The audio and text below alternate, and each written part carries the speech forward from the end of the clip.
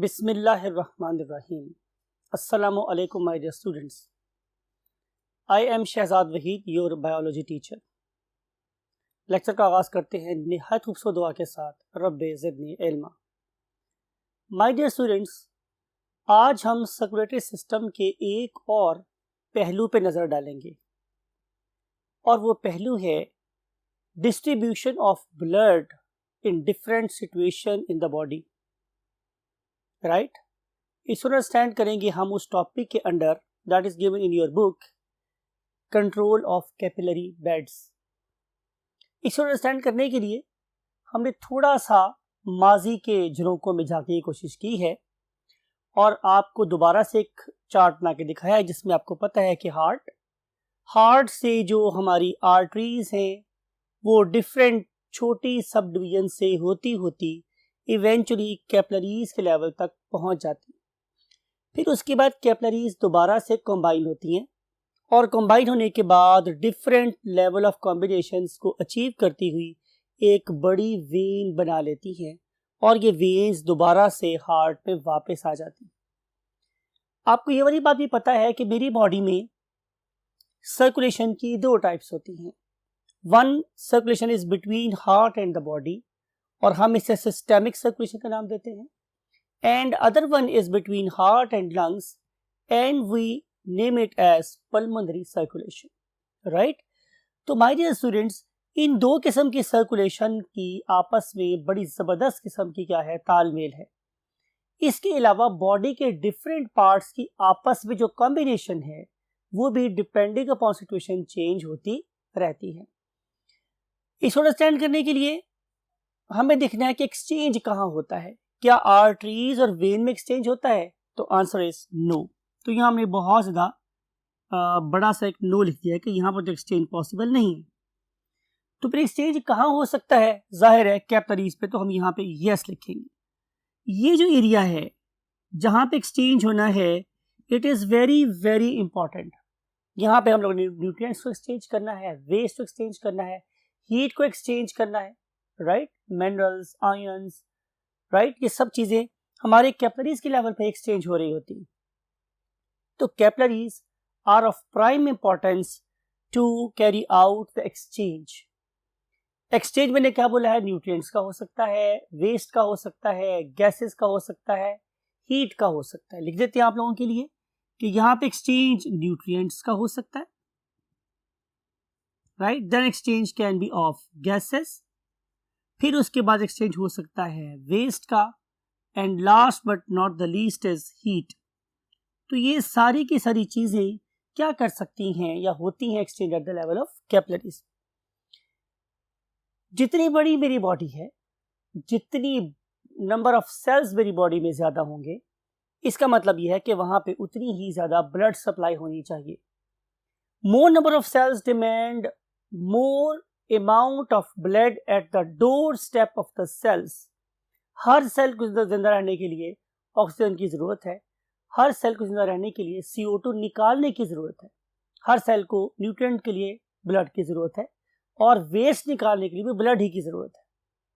तो इतनी ज्यादा नंबर ऑफ सेल जो कि ऑलमोस्ट 60 ट्रिलियन तक पहुंच जाते हैं, उनको एक्सचेंज कौन सा वाला, एफिशिएंट, क्विक, प्रॉम्प्ट प्रोवाइड करने के लिए हमें तकरीबन 600,000 माइल्स कैपिलरीज बनानी पड़ती हैं अपनी बॉडी में।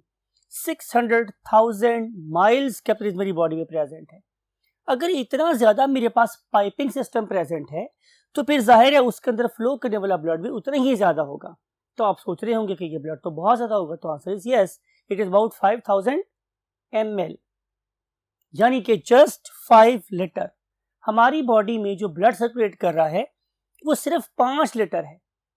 तो जब मैंने इस पर्टिकुलर 5 लीटर ब्लड को इस 6000 माइल एरिया में पहुंचाना होगा तो जाहिर है ये एकदम से पॉसिबल नहीं है। तो हम लोग करते क्या है कि हम rationing of the blood vessel, economization of the blood vessel, effective use of the blood vessel पर बिलीव रखते हैं और हम इस बात को मानते हैं कि चूंकि पूरी बॉडी में सेम टाइम पे सारी ब्लड वेसल को फिल करना जरूरी नहीं है और होता भी नहीं है, जरूरी भी नहीं है और होता भी नहीं है, तो फिर हम लोग क्या करते हैं, look at the last line, हम कॉन्टिन्यूस रीडायरेक्शनिंग ऑफ द ब्लड करते रहते हैं या continuous switching off the blood करते रहते हैं।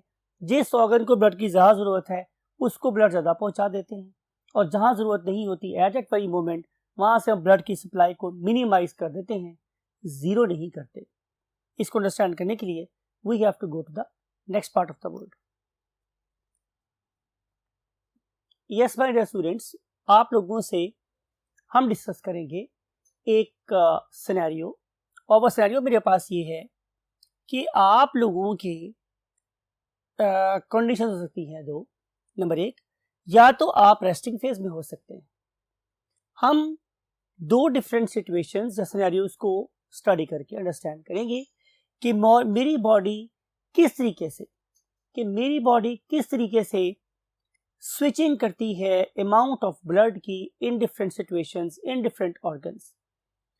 आप रेस्टिंग फेज में हैं तो जाहिर है आपके मसल्स कोई काम नहीं कर रहे, आपके मसल्स को नॉर्मल से ज़्यादा ब्लड नहीं चाहिए। तो देखते हैं कि मेरे मसल को रेस्टिंग फेज में कितना ब्लड मिल रहा है।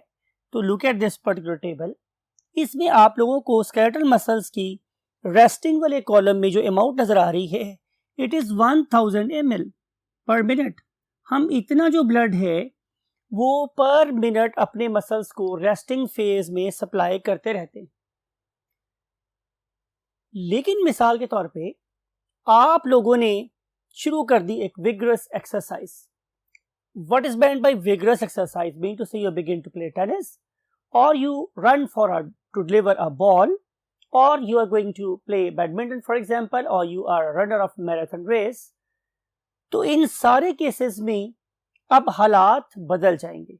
Now muscles should be provided with maximum amount of oxygen, maximum amount of nutrients, and it should ensure the maximum drainage of the waste products।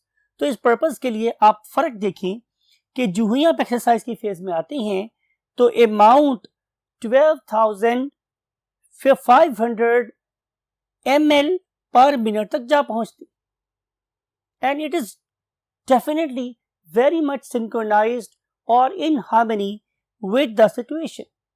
ज्यादा एक्सरसाइज करेंगे तो ज्यादा ब्लड सप्लाई करना पड़ेगा। रेस्टिंग फेज में आ जाएंगे या एक्सरसाइज के बाद बैठेंगे तो टेपर डाउन इफेक्ट होगा, आहिस्ता आहिस्ता ब्लड की सप्लाई दोबारा से नॉर्मल की तरफ जाना शुरू हो जाएगी। तो इस तरीके से in case of exercise, gaming, joining gym, something like it, flow of blood to the skeletal muscles will be maximum.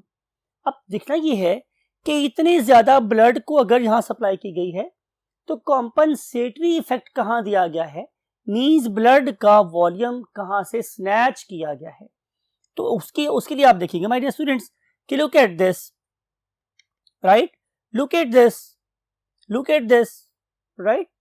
तो इन सारे केसेस में आपको नजर आ रहा है कि जो हमारा ब्लड था वो रेस्टिंग फेज की निस्बत इस वाले केस में, राइट, और इस वाले केस में, राइट, ज्यादा प्रोवाइड कर दिया गया है। यानी कि आपके हार्ट को ज्यादा काम करना पड़ेगा। जब आपका हार्ट ज्यादा काम कर रहा होगा तो उसका फायदा ये होगा कि नंबर वन, आपके हार्ट को अमाउंट ऑफ ब्लड ज्यादा सप्लाई होगी, आपका हार्ट अमाउंट ऑफ ब्लड ज्यादा पंप आउट करेगा, मींस कि more cardiac input will result a more cardiac output and vice versa. फिर दूसरी बात यह कि आपका हार्ट रेट बढ़ जाएगा। जब हार्ट रेट ज्यादा होगा तो जाहिर है इन दोनों का मल्टीपल अमाउंट हमारे यहाँ पे स्केलेटल मसल्स को मिलना शुरू हो जाएगी। वो जो अमाउंट हमने बढ़ाई है ब्लड की वो डेफिनेटली इन जगहों से ब्लड को स्नैच करके यहाँ पहुंचा के बनाई। राइट माय डियर स्टूडेंट्स, ये वाला काम रिवर्स हो जाता है आफ्टर हैवी मील। अगर आपने हैवी मील खा लिया है तो अब आपके मसल्स को ब्लड की जरूरत नहीं है, अब आपके डाइजेस्टिव सिस्टम को ब्लड की जरूरत है।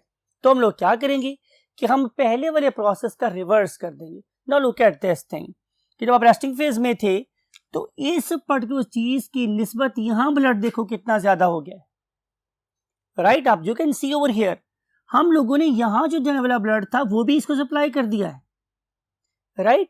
हम लोगों ने जो यहाँ जाने वाला ब्लड था वो भी यहाँ सप्लाई कर दिया है, तो प्रोसेस क्या हो गया, रिवर्स।